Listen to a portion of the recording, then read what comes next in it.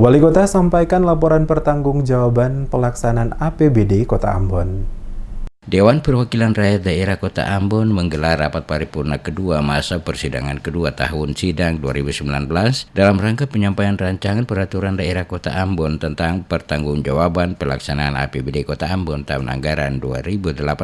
Rapat paripurna tersebut dipimpin oleh Ketua DPD Kota Ambon James Matita bersama para wakil dan anggota DPRD. Sementara dari pihak eksekutif dihadiri Wali Kota Ambon Richard Lohanapesi bersama Wakil Wali Kota Ambon Syarif Adler serta sejumlah perangkat OBDPM Kota Ambon. Wali Kota Ambon Richard Lohanapesi dalam persidangan saat menyampaikan laporannya mengatakan bahwa pendapatan asli daerah Kota Ambon tahun 2018 yang terdiri dari pajak daerah, retribusi daerah, dan pendapatan asli pengelolaan kekayaan daerah yang sah sebesar 128 miliar lebih pada kisaran 90,83%.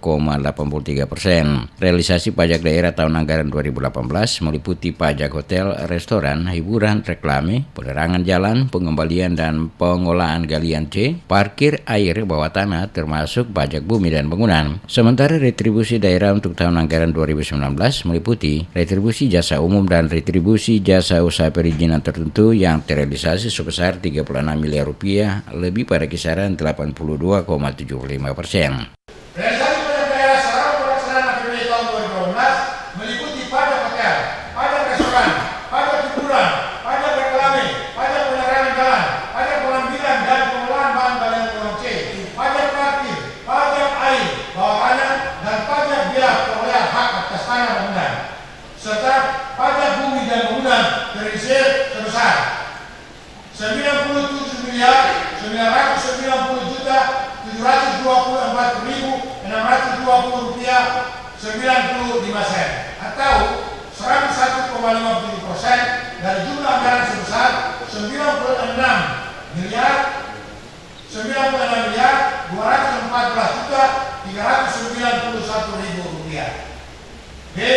Retribusi daerah.